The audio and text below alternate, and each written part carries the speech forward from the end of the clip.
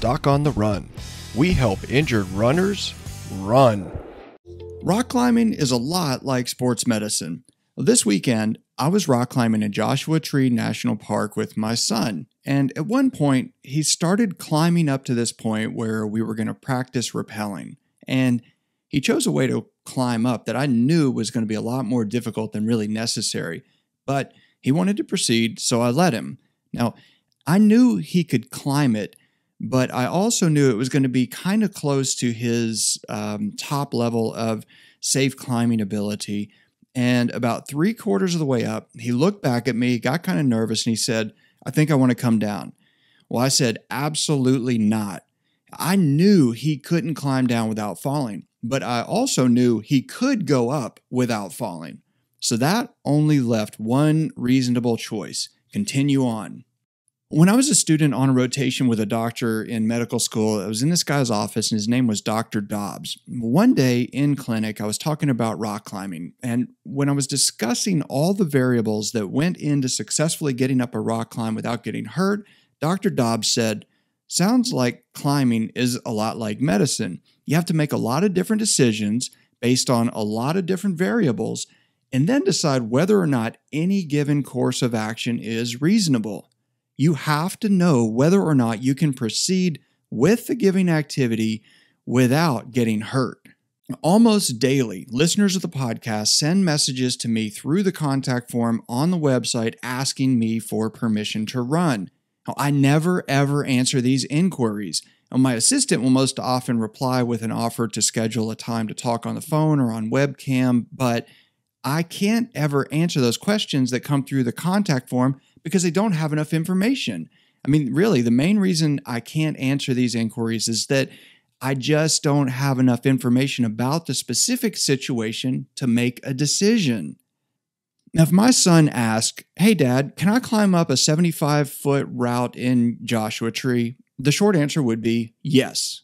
But the real unspoken question is whether or not he could climb up a 75-foot route in Joshua Tree without getting hurt. So his specific question really can't be answered without more information. Now here's another example from the contact form submissions. "Hi, I'm an elite nationally ranked athlete. I have a broken toe. My doctor did x-rays and my doctor said, don't run for 4 to 6 weeks. Can I still run, train, and do my race?" Well, the answer to that specific question is yes, you can do whatever you want. You can do anything you want. You just have to be willing to pay the consequences. But what I don't know is whether or not you're going to make the broken toe worse. To answer that, I would need more information about your specific situation. That requires a lot of different questions and taking in all that necessary information about how it's healing, what it feels like, what it looks like, what it feels like when you do certain things. I need all that information to really help you make a decision about whether or not it's going to be reasonable to run and train and do the race without making the fracture worse. Oh, you can climb anywhere you want. You can climb as high as you want. You can run as far as you want. You just have to make sure your rope is not running over some sharp edge. Otherwise, you might find that only the ground will break your fall. There are some special exceptions to everything. Most runners can run and still heal, but only with certain modifications. Sometimes you can run if you can decrease the force and stresses applied to the injured tissues. Don't just run. Get guidance. Talk to a running expert and make sure you make the right decision before you just start running. All right, if you've been injured, I know you want to run, but listen, the dumbest thing you can do when you're a runner and you've had a running injury is just take off and go for a long, fast, hard, exhilarating run. You have to figure out whether or not you're really ready to run.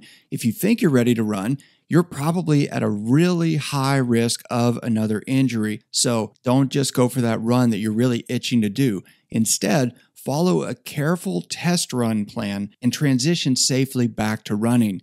I created a video for you, and it's actually how to do your first test run outside when you think you're ready. We've got that video posted for you. It's on the show notes page on docontherun.com under the podcast section for this episode. Just go there and you can get instant access to the video. It's free. Go check it out. Doc on the Run.